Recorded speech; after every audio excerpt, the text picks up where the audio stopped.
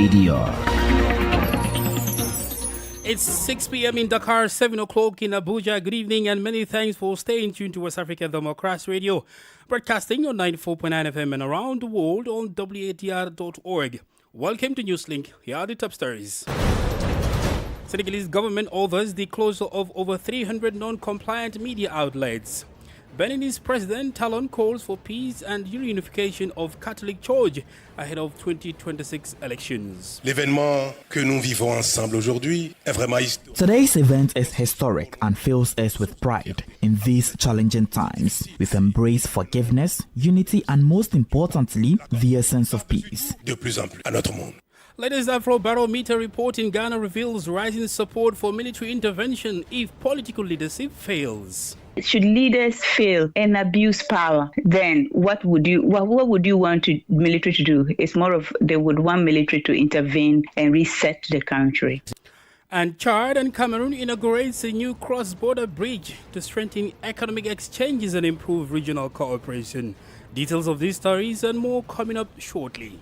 You are listening to West Africa Democracy Radio, broadcasting from Dakar, Senegal. We begin with a significant development in Benin, where President Patrice Talon has marked a major step in resolving the crisis that has divided the Catholic Church for several years. The Beninese president called on all parties involved to cultivate social cohesion and peace for the sake of a unified nation. This announcement came during the installation of the Transitional High Council this weekend. Augustine Colley reports. With just a few months remaining before the general elections in Benin, Patrice Talon reiterated his call for peaceful elections. The Beninese head of state was speaking during the ceremony for the installation of the Transitional High Council held over the weekend. L'événement que nous vivons ensemble aujourd'hui est vraiment historique. Today's event is historic and fills us with pride in these challenging times. We embrace forgiveness, unity, and most importantly, the essence of peace. It's a powerful message to the world. Peace among young people, religions, nations, and communities. Values that are increasingly missing in our world. De plus en plus à notre monde. Patrice Talon, who has always advocated for mediation between the different branches of the Catholic Church, expressed high expectations for this committee in advancing the reunification process of the Church. Je voudrais pouvoir. I rely on each of you, with God's help, to ensure this transition's success.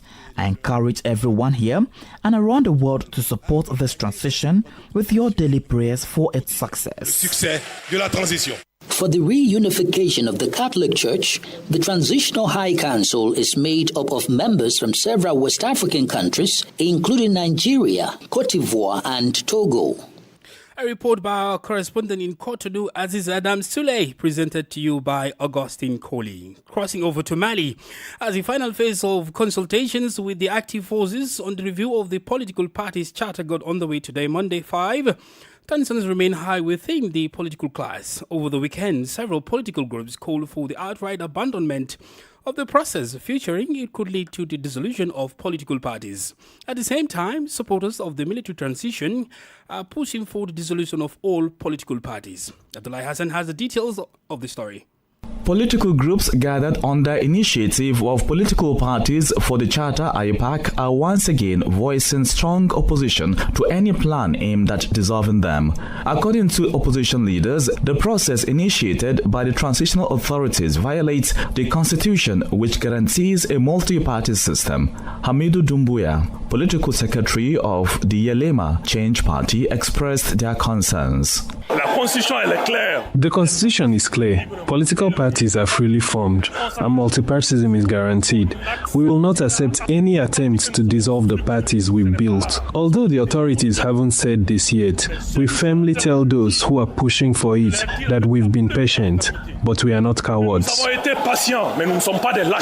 As the national phase of consultations with the active forces begins this Monday, the coalition of political parties is calling for the suspension of the process and the establishment of a dialogue framework with the government. Muntaka Tal, a member of the initiative of political parties for the Charter, emphasized the need for dialogue. We ask for a suspension of the national phase to allow for discussions. However, we don't rule out that the phase may continue. But those who participate that because we as a political party should be cautious to avoid unnecessary tensions. Meanwhile, the young leaders of Mali, a movement supporting the military authorities, are demanding the immediate dissolution of political parties. Ibrahima Traoré, the group's spokesperson, voiced their position. The young leader of Mali fully supports the decision to dissolve political parties, seeing it as essential for a healthier, more stable political landscape.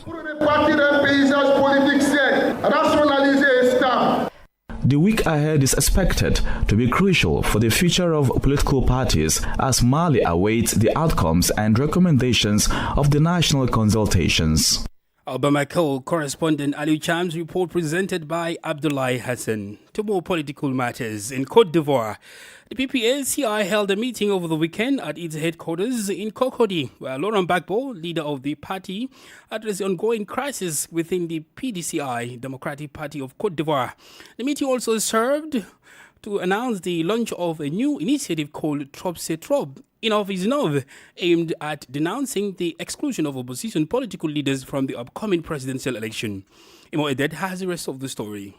According to Laurent Gbagbo, the PDCI is going through a difficult period, and it is out of the question to let the party disappear. The PPACI leader expressed his determination to support the oldest political party in Côte d'Ivoire.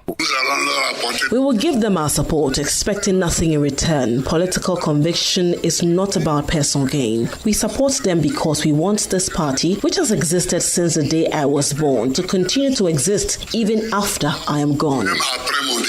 Continuing his speech, Gbagbo urges party members to fully mobilize for the upcoming Enough is Enough campaign. He also called on all those affected by the policies of President Alassane Ouattara's government to join their movement.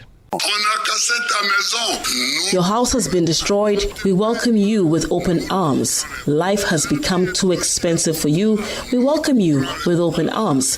Meat, rice, oil, acheke, everything is too expensive and you are struggling to eat. We welcome you with open arms. We must contribute to this movement so that people are no longer misled. Enough is enough. Those who have not yet understood the Benoit call must finally realize what we are fighting for.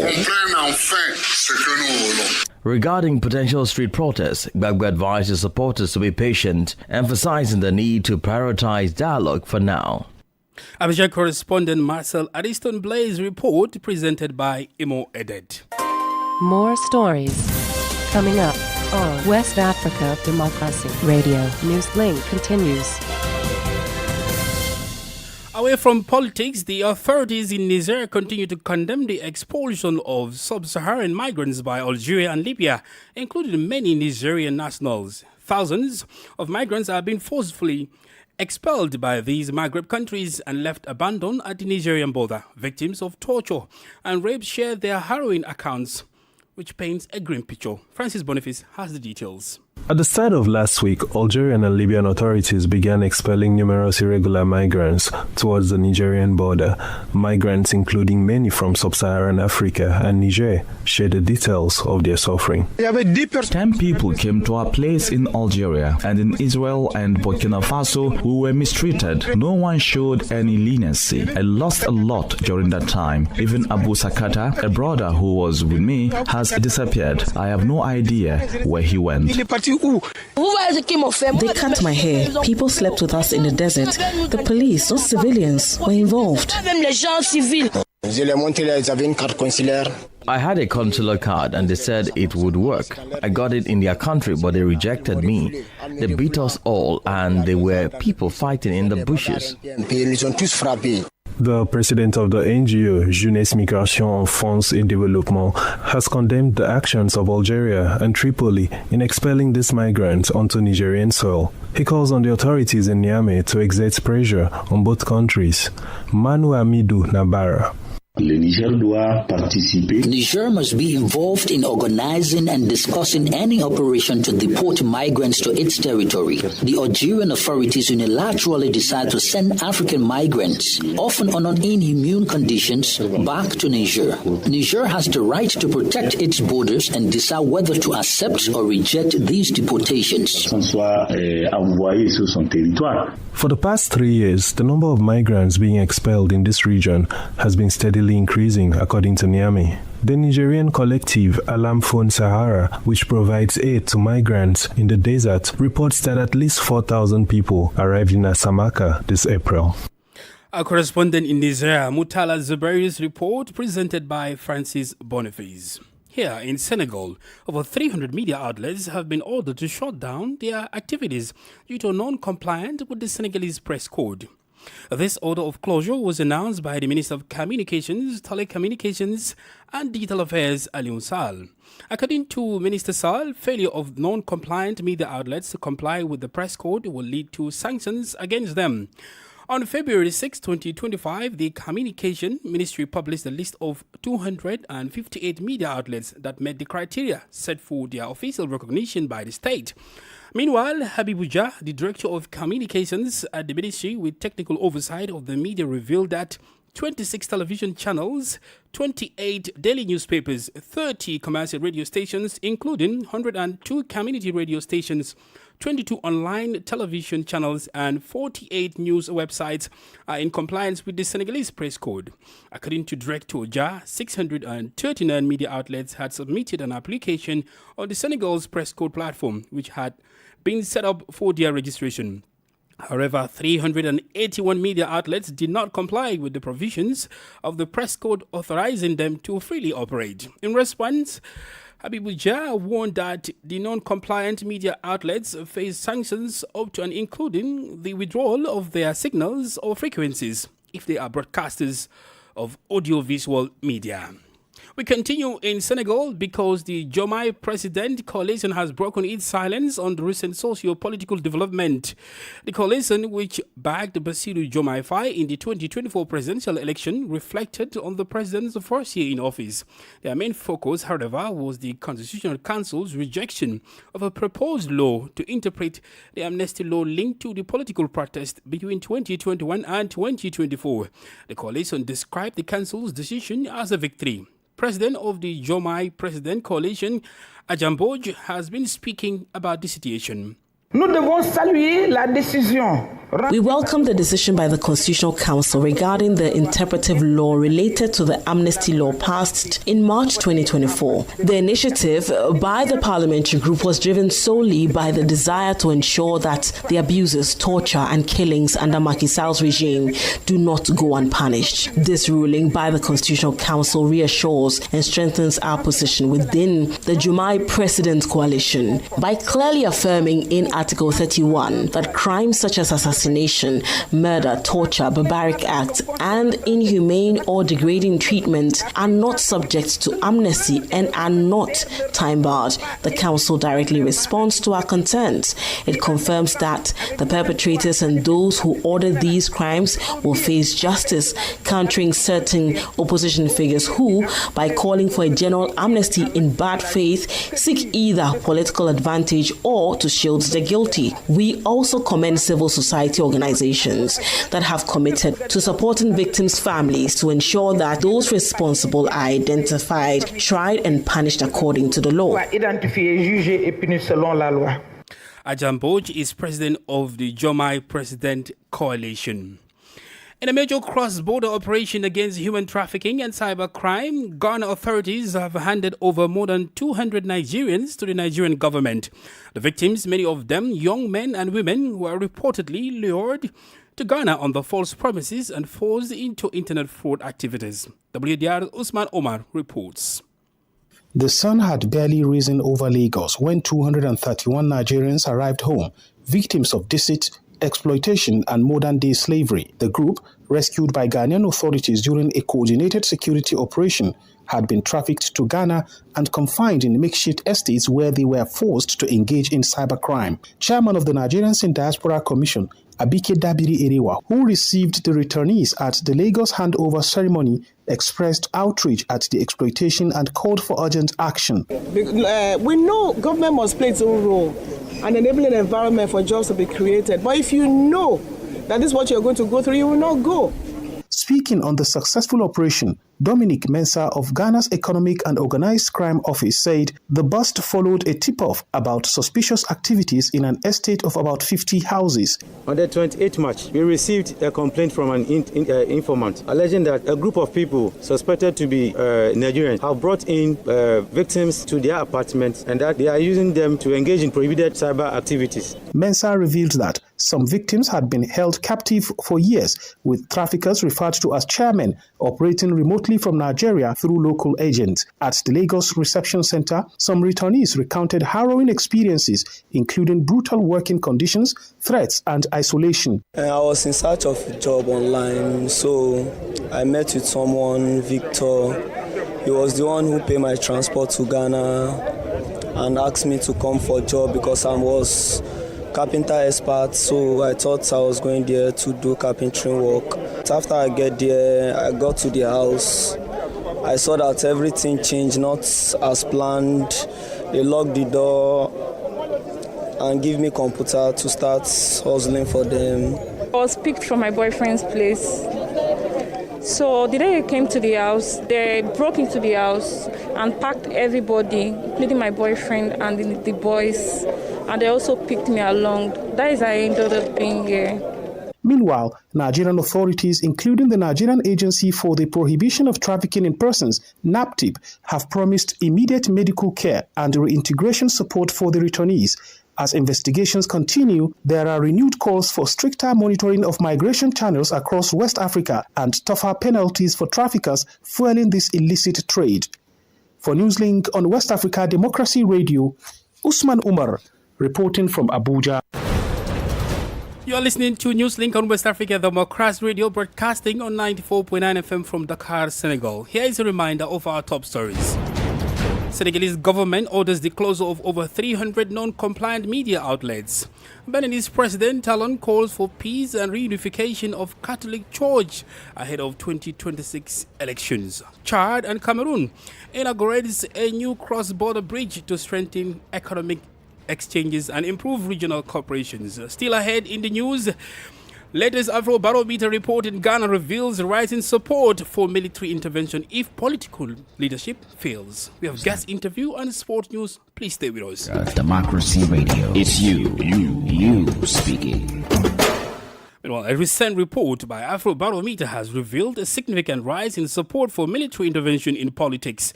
The 2024 survey shows that 51% of Ghanaians now believe the military should intervene if elected leaders abuse their mandate, up from 40% in 2022. The findings also indicate a decline in opposition to military involvement, with the percentage of Ghanaians opposed dropping from 55% in 2022 to 47% this year. WDR's Nadi Ditete reports. The Afrobarometer survey shows growing public support for military intervention if political leaders fail to meet their mandate. The increase in support, now at 51%, represents an 11% rise from 2022. At the same time, opposition has fallen to 47% from 55% in 2022. These findings were shared during a regional dissemination event in Ghana's Ashanti regional capital, Kumasi, organized by CDD Ghana in partnership with the Center for Community Livelihood Development and supported by GIZ under the EU-funded PED initiative. The survey also highlights a significant shift among younger Ghanaians. 52% of respondents aged 18 to 25 and 56% of those aged 26 to 35 support military control if leadership fails. Gender differences show that 53% of men and 48% of women are in favor of military intervention. Ms. Mavis Zupok-Dom, senior research analyst at CDD Ghana, pointed out that public opinion is divided on the post-military transition. 41% of citizens favor a gradual return to civilian rule, while 38% want an immediate restoration of civil governance. A further 14% would accept military rule indefinitely if it serves the nation's best interests. Technical advisor at GIZ, Jonathan Donko, emphasized the importance of citizen participation in democratic governance, noting that initiatives like Afrobarometer help ensure policies are responsive to public needs. The findings reflect growing frustration with Ghana's political leadership, particularly among the youth, and highlights the need for greater accountability and civic education. For WADR, Nadi Tete, Accra. Away from the West African sub-region, Chad and Cameroon have inaugurated a new cross-border bridge aimed to strengthen economic exchanges and improve regional cooperation in Central Africa. This 600-meter-long bridge connecting Bongo to Yagoua was dedicated this Monday. It is part of a project aimed at strengthening cross-border infrastructure and facilitates the movement of people and goods in a region facing numerous security and economic challenges. This project also symbolizes the commitment of Chadian and Cameroonian leaders to strengthen regional integration. Estimated to cost over 90 billion CFA francs, this cross-border bridge was financed by the Chadian and Cameroonian governments as well as international institutions. Construction began in 2020 with the laying of the foundation stone by President Idriss Déby Itno. Politics, analysis on major news, social matters, and all. This is A Guest. Our guest interview this evening takes us to Ghana, where latest report by Afrobarometer reveals a significant rise in support for military intervention if political leadership fails. The 2024 survey shows that 51% of Ghanaians now believe the military should intervene if elected leaders abuse their mandate. Our guest is Mavis Zopogdom, senior research analyst and national investigator for Ghana Afrobarometer surveys. So this particular question that is causing a lot of buzz. First of all, let me start by saying that it is not like Ghanaians are wanting military rule. When there is no two ways about the support for democracy. When asked which is their preference for governance, Ghanaians, large majorities, right, reject one-man rule, reject one-party rule, and reject military rule. 7 in 10 prefers democracy as a form of rule. They prefer democracy as a kind of government that they would want to be ruled by. Now, this question is, should the military ever intervene in the political process, or it is legitimate for military to take control?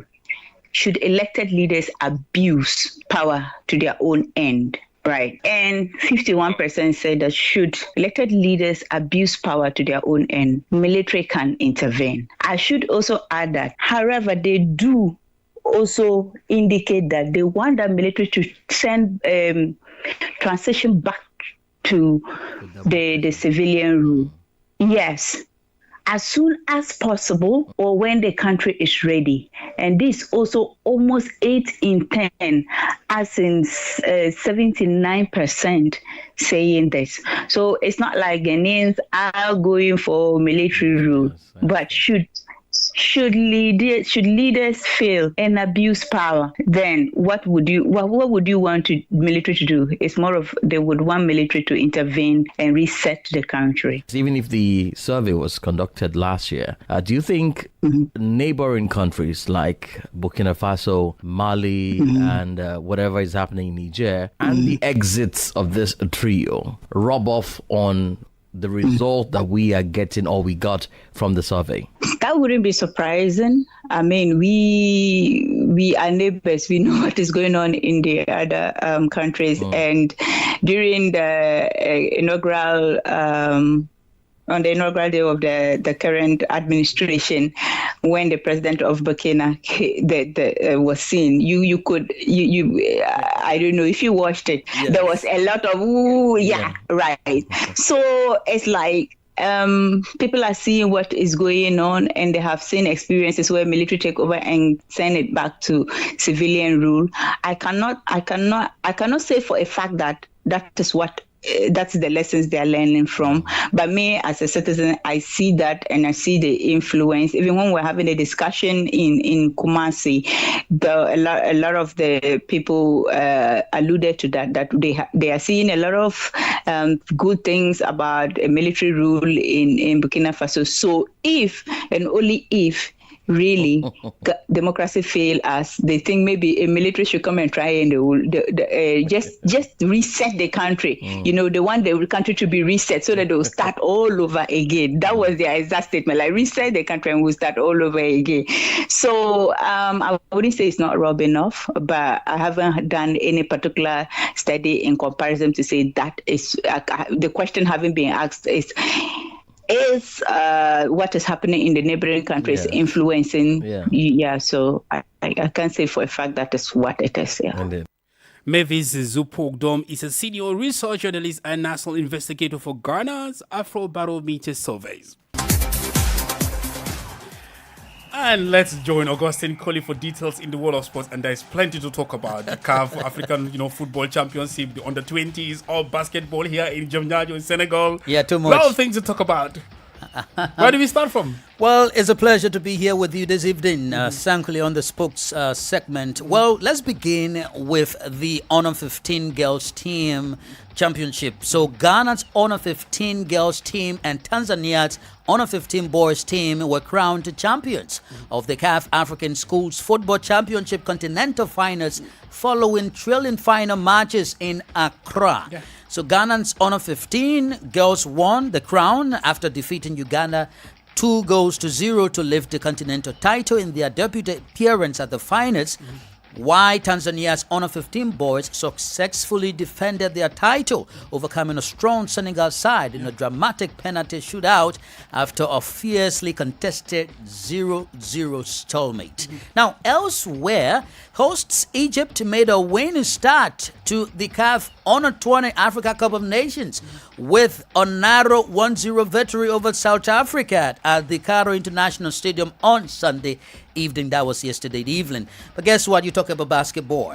So in the Basketball Africa League, Cape Verde's Curious Star clinched their first ever Basketball Africa League win by beating Sahara Conference hosts the ASC Ville de Dakar of Senegal 66-63 on Sunday. I mean, being the host and you are... it's interesting because the first game, Ville de Dakar won emphatically. But now in the second game, this shows, things are changing in Africa. And this is the first victory for the Cape Verdean side, beating Senegal at home, huh? Yes, interesting there. Certainly. But let's go to Europe of course, quickly, let's go beyond simply. Africa, yes. Judas Kounde's goal in the dying minutes, and I'm saying this with excitement, of extra time, handed Barcelona a dramatic 3-2 win over fierce rivals Real Madrid in an enthralling Copa del Rey final in a raucous atmosphere at the Seville Stadium on Saturday. Barca won a record-extending 32 Spanish Cup title, and thanks to a stunning strike from the French defender. Elsewhere, Liverpool won their 20th league title. Equally, Manchester United, of course, you try to shy away from Manchester United, but you are a fan of Man U. And that title is the second in the Premier League, if I get that right. You got that right. That's the second, Premier League title, but this is their 20th league title. Yes, into it. But I like the energy and the excitement when you're talking about Barcelona. I'm a champion now. Augustine Colley, thank you very much for this sport. We've come to the end of this edition of Newslink from West Africa Democracy Radio, broadcasting Dakar, Senegal. Thank you for listening, and many thanks to Mauro Juve and Umu Danyogo for the technical assistance. Do interact with us via our social media platforms, X, formerly Twitter and Instagram at WDR News, and on Facebook, West Africa Democracy Radio English Service. I am Sankule Janko. Good evening. And many thanks to you for listening to Newslink via Hot 104.3 FM, Newmi FM 94.0, Hilltop Radio 104.7 FM, and Veritas Radio 102.9 in Banjul, the Gambia. We also appreciate our listeners in Liberia via Alternative Youth Radio 98.9 FM, Lofa County. Radio Kagama 94.5 FM, Nibe County, DCN Radio 91.3 FM, Riverside County, Wakat FM Radio, Baga, Liberia, Radio Baf FM 91.3 Sierra Leone. For you listening via Radio Pad 95.1 Damango, Savannah region, and on Royals FM 104.7 Wenchi, Ghana, we say a big thank you. Remember, West Africa Democracy Radio is all about you, your views, and your opinions.